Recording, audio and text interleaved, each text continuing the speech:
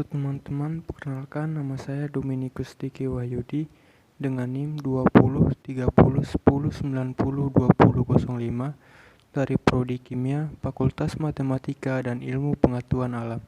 Pada kesempatan kali ini saya akan memaparkan materi dari mata kuliah Kimia Analisa Instrumen dengan dosen pengampu Ibu Teti Wahyuningsih Manurung SSI MSI. Pada kesempatan kali ini, saya akan membawakan materi yang berjudul Spektrofotometri Serapan Atom atau SSA. Yang pertama, apa sih spektrofotometri serapan atom itu? Pertama-tama kita akan masuk ke dalam pengertian dari spektroskopi.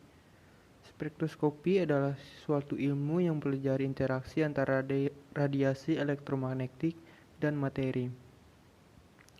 Sedangkan spektrofotometri serapan atom atau SSA merupakan suatu metode analisis unsur secara kuantitatif yang pengukurannya berdasarkan penyerapan cahaya dengan panjang gelombang tertentu oleh atom-atom yang berada pada tingkat energi dasar atau ground state. Pengembangan metode spektrofotometri serapan atom atau SSA baru dimulai sejak tahun 1955 yang dikenalkan oleh ahli kimia dari Australia yang dipimpin oleh Alan Ross dan oleh Alchemist dan Millens di Belanda. Prinsip dasar spektrofotometri serapan atom atau SSA. Metode SSA berprinsip pada absorpsi cahaya oleh atom. Atom-atom yang menyerap cahaya tersebut pada panjang gelombang tertentu tergantung pada sifat unsurnya. Metode serapan atom hanya bergantung pada perbandingan yang tidak bergantung pada temperatur. Hukum dasar spektrofotometri serapan atom. Hukum Lambert-Wiens menyatakan bahwa besarnya serapan atau A proporsional dengan besarnya konsentrasi atau C dari suatu zat uji. Secara matematis, hukum Lambert-Wiens dinyatakan dengan persamaan A sama dengan B dikali C, di mana A atau epsilon atau absorptivitas molar dan B adalah lebar celah dalam satuan cm dan C adalah konsentrasi dalam satuan molar. Bagian-bagian dari SSA. Yang pertama ada sumber radiasi resonansi, atomizer, monokromator, detektor, recorder, lampu katoda, tabung gas, ducting, kompresor, burner, serta buangan, yang dimana bisa dilihat pada gambar di samping.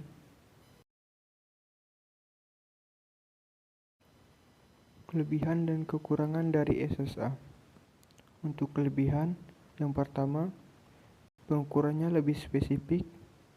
Yang kedua, batas atau limitnya rendah.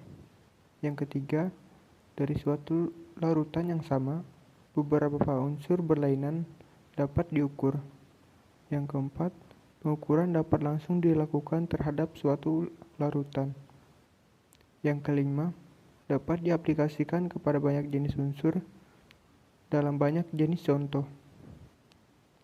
Yang keenam, batas kadar-kadar yang dapat ditentukan amatlah luas, mulai dari miligram per liter hingga persen. Selanjutnya untuk kekurangan, yang pertama kurang sempurnanya preparasi dari suatu sampel.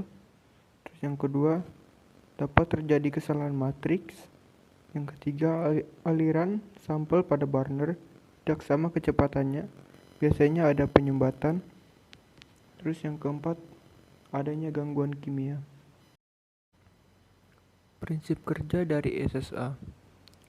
Prinsip kerja spektrofotometri serapan atom yaitu adanya atom-atom yang tereksitasi dalam keadaan dasar dan mengabsorpsi radiasi dari sumber cahaya dengan panjang gelombang tertentu, di mana sampel yang berbentuk liquid diubah menjadi bentuk aerosol atau nebula, lalu bersamaan campuran gas bahan bakar masuk ke dalam nyala. Di sini unsur yang dianalisa tadi menjadi atom-atom dalam keadaan dasar atau ground state. Lalu sinar yang berasal dari lampu katoda dengan panjang gelombang yang sesuai dengan unsur yang diuji akan dilewatkan kepada atom dalam nyala api sehingga elektron pada kulit terluar dari atom naik ke tingkat energi yang lebih tinggi atau tereksitasi. Penyerapan yang terjadi berbanding lurus dengan banyaknya atom ground state yang berada dalam nyala. Sinar yang tidak diserap oleh atom akan diteruskan dan dipancarkan pada detektor, kemudian diubah menjadi sinyal yang terukur. Pengaplikasian dari spektrofotometri serapan atom yaitu untuk menguji keberadaan logam besi dalam air, menganalisis kuantitatif metaloenzim termobilisasi, menguji logam vanadium di dalam tanah, dan menganalisis elemen kelumit pada jaringan kelinci.